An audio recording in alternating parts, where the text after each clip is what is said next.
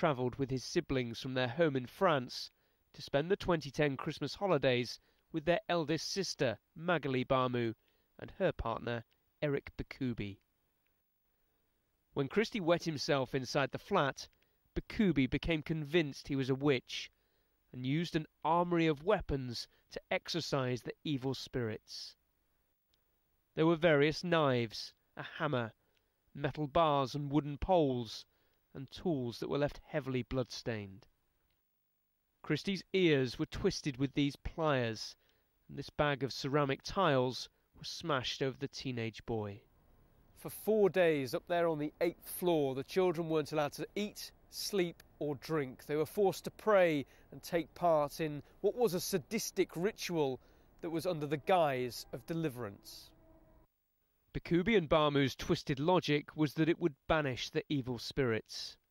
In the final ritual, the children were forced into the bath. By this point, Christy had suffered 130 injuries. His body couldn't take any more. He couldn't keep his head above water. The blood-stained mop in the flat showed that there was an attempt to hide what happened here. Eric Bakubi knew exactly what he was doing. His actions were nothing short of torture, and he inflicted on the victims violence on an unimaginable scale. It has also been proven that his accomplice, Magali Bamu, acted of her own accord. At no time did she try to stop what was happening. She willingly subjected her 15-year-old brother to extreme violence. Christy's parents were still in Paris and were told what was going on in several phone calls, but they didn't believe that he'd be killed. The police read a statement on their behalf. The fact that Christy died at the hands of those who were expected to look after him and his siblings during their visit to London makes it all the more difficult for us to come to terms with. We will never forget Christy, but we will strive to move forward as a family, as this is what Christy would have wanted. We take some comfort that Christy's death will help to raise awareness of the plight of children accused of witchcraft or spirit possession and promote the need to safeguard children's rights. What happened in this small flat was barbaric. It proved that witchcraft is still part of modern Britain. Many of the details that we heard through the course of the 8-week trial here at the Old Bailey were deeply disturbing and in parts upsetting even for the jury members who were sitting on this case. Now, what they also were told is that this belief system comes from West Africa. They were told about it being called Kindoki there, this belief in witchcraft and deliverance from evil spirits. Both families involved in this case, the Bamus and the Bakubis, hail from the Democratic Republic of Congo, and we have travelled to the capital Kinshasa to try and understand what this belief system is about and to see how it is practiced. A warning that our report this evening does contain images of children being exorcised in churches. This ramshackle church in the Congo is run by Mama Lucy.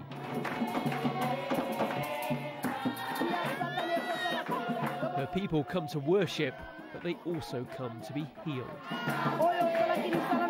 For the right price, they'll treat all sorts of common complaints.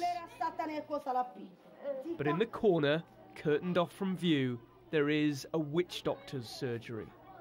This woman has headaches.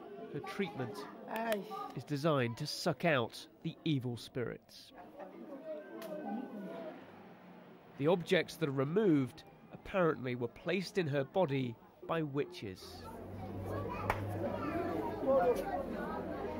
The next item is a bullet.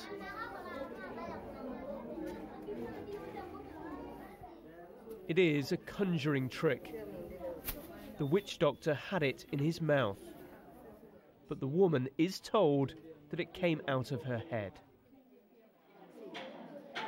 Belief in witchcraft, or Kindoki as it's called here, supports a profitable industry, fueled by the fear of the unknown. I asked Mama Lucy to show us how many of the children here have been diagnosed as witches, accused of Kindoki. Oh, moi c'est Kindoki, c'est fini. Oh, Kindoki, c'est oyo Kindoki esili et puis forme na ye chanzaka komona nzambe ayebisinga aza na Kindoki ye moko mpe afo ayebaki aza na Kindoki miso na bango echanzaka akoma na miso mine po miso ekoma lokwa nyao so azotala yo ondire mwinda eza na kati mwinda eza na kati ya miso na ye ondire moto ezopela mwinda eza na kati ya miso ete koyeba oyo aza na misalama. Mama Lucy has seen it in 10-year-old Chanda. She has asthma, and her deliverance is about to begin.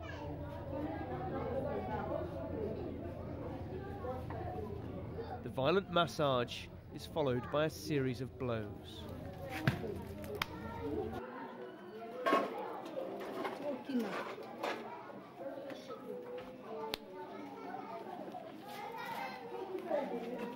The strings, we're told, were the work of the witches who had wrapped them around Chanda's lungs. Again, it's an illusion, but Chanda is told this was the cause of her asthma. Exercising children here is now illegal, but we filmed quite openly. In private, though, deliverance can be far more sinister. At this centre for abandoned boys outside Kinshasa, we found T-Day. His family accused him of being a witch and tortured him with boiling water. He ran away from home, fearing for his life.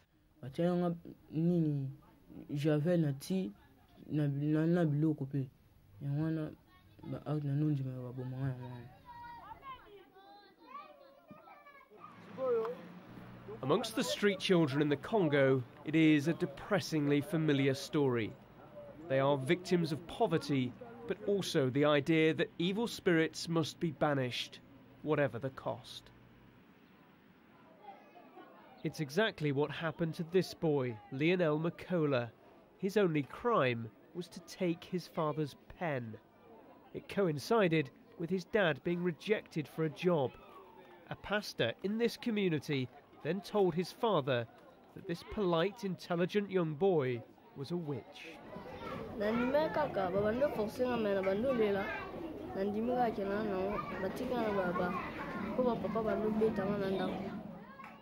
Makola family do live a simple existence, but the father Thomas is an educated man, a qualified lawyer who now realises he was conned.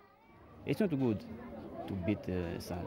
It's not good to see my son weeping.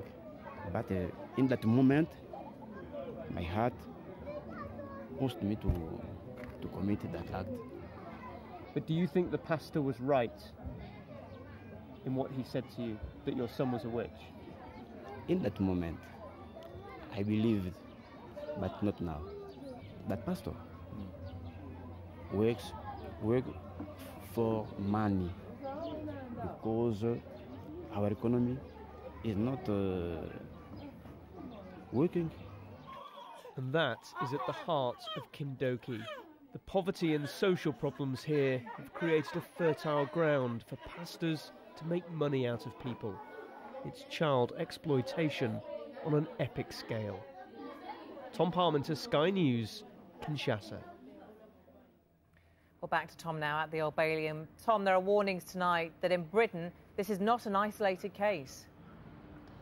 No, it is a rare case and it is a very extreme case, but nonetheless the Metropolitan Police, as they were talking about here, acknowledge that this is a problem. They deal across the country, perhaps 8 or 10 of these cases a year, and they vary in terms of just how extreme that deliverance is, and also a variation of different backgrounds of people involved, not exclusively the Congolese community, but it is a problem. It is happening in the United Kingdom, not on the scale that it is in the Congo or in Kinshasa, where there are up to 30,000 street children in Kinshasa, and about half of them have been accused of being witches.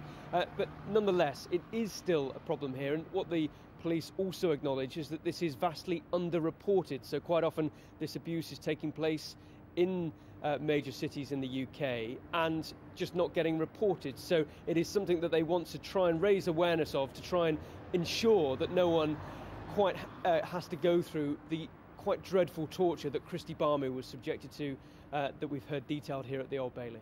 Tom, at the Old Bailey, thank you.